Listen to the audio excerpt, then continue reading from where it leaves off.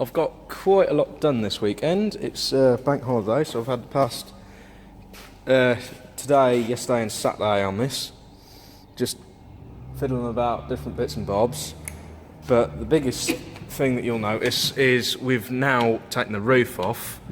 That's quite an easy job. You just disconnect the harness that goes up to it, and there's a harness that returns for the window wiper. That's got to be changed as well because the end has actually snapped off the window wiper. But that's not really something I've ever really been concerned with because I've never taken it out in the rain. You've got to disconnect the heater hoses and feed them back through the cab.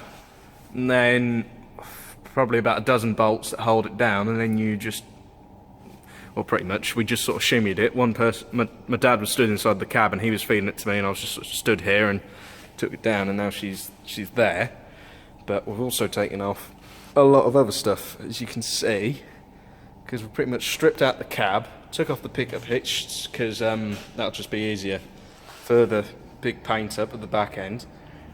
But to make it a lot easier, we've made the big decision that the cab's going to come off, because the original plan was, I was sort of lying to myself really, thinking that was going to be enough room, just take out the floor panels and then we could do a good job like that. But no, we've made the decision. The cab is coming off some point this week. We're not going to tackle it today because we've got everything else stood up in the way, so we ain't going to have the cab off today. But there is 2 bolts at the back that is holding this cab on, and that is it. Give it a good push and it'd rock a bit. So, but once that is off, we're going to put it down, take the glass out, take the doors off, and then really that'll be ready for a rub down and a paint. I don't think there's a whole lot more to do, apart from probably tidy up a couple of patchwork jobs where rust is gone in. You can see where I've patched up a little bit here and there, here as well, which actually has a lip on it, so I was quite pleased when I filmed that. But I never put any paint on it like an idiot, so I've got to give that a bit of primer and rub down. Also got the top of the door to do. That's been ages since I said I was doing that, but it's all happening now. The glass is coming out. We're going to find new rubbers somewhere. Yeah, there's a lot going on. But then we get back to the chassis. What needs happening is I've got the injection pump and the injectors back from the guy. Can't remember where he was based, but I'll remember it later. But he, absolute fanatic the guy was. He knew as soon as we brought the pump in what it was. He was one of them blokes that absolutely knew it. But he did a bloody good job on that.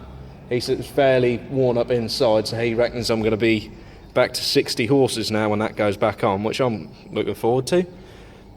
So what's going to happen is I'm going to take the pump and spray that separate, give it a primer on a first coat, put it back on, put this front cover back on, put the injectors on, and I'm humming and hawing about doing the injection lines separately off of the tractor because they are a little bit fiddly. They'll probably, well, you can see where it's sprayed in the factory. You've got a drip mark from where the paint's dribbled, so humming and hawing whether or not to do that. I'll probably take them off and do them separate, but pretty much we want to just sort of seal up the engine as best we can. Then we're going to have the engine sealed up, then we're going to go get a little hand sander, a little tool, or wire wheel as well, just sort of scratch up and polish down some of the metals where it's back to bare metal. Well, where it's rusted like on this cab here, we're going to take that back to bare metal a little bit to try and get rid of the rust, prime it, and have all the prime ready.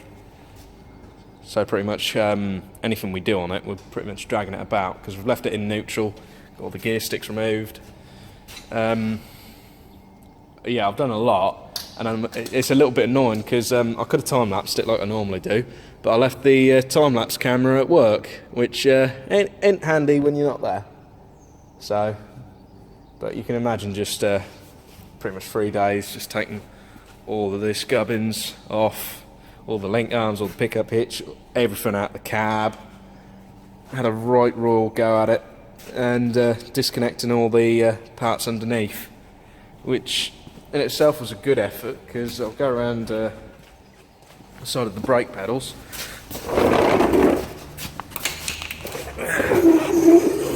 and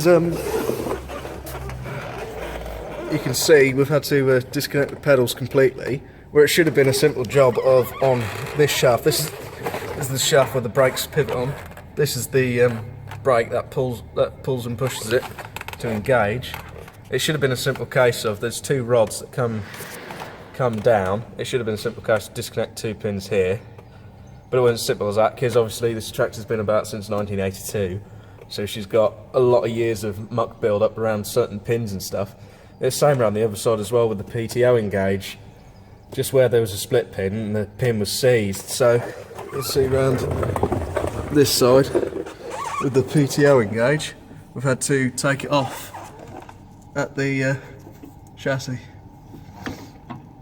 So that goes up there, it should be bolted through. But this bastard little pin, split pin it was, just couldn't get out. It's still in there.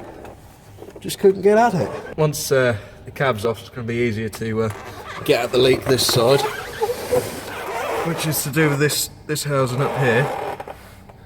But I reckon I might have to have the trumpet housings apart, because I'm half tempted, while it's going to be in this really easy state of having the cab off, to do the brakes. But also, it looks like a seal's gone at that far end, so I think I'm going to have the trumpet housings off as well. But there's a lot needs doing, which just keeps getting more and more. The list keeps getting bigger. I think I've got to have where the filter comes off, the hydraulic filter, where that comes into it. That looks like it's weeping around there, so I think I've got to have that off as well. Just seal it up, because obviously I can't put any paint where there's still sitting oil. So yeah, and you see where all underneath here it's been rubbed from crops and muck, and where it's just gone back to the primer, which is quite funny. And underneath here it's just, it's not rotten like a lot of Q cabs go, but you can see how easy it is that they can. So yeah, we've got a lot of stuff to do. So all I need to do now is just put this on camera so I remember where everything goes. I've had this engine harness off before, from when I split it to do the clutch and the fuel tank, so I remember it roughly, but I'd rather have it on video this time, because last time, I will admit, I did spend a little bit of time trying to get back together and figure it out. But this time we're going to get it on camera, so I know exactly where the wires go. Okay.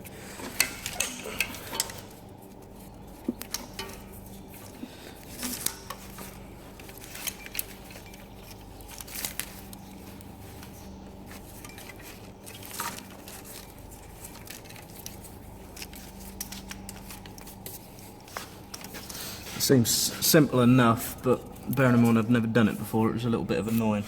So now I've got to have the leads off the starter motor, which I think is just that up the top there, and then this earth, and then I should be able to feed it through to the other side. I just finished making up a tool to take the cab off. Very simple, using the lifting points that are actually said to be used in the manual. Made up just drill 2 holes pretty much, fit snug on there, get a washer, get a bolt, job's a good one, strap around the middle, up she comes with the old teleporter. So we're good and ready to make the move. It's just clearing up the rubbish and then we're good to go.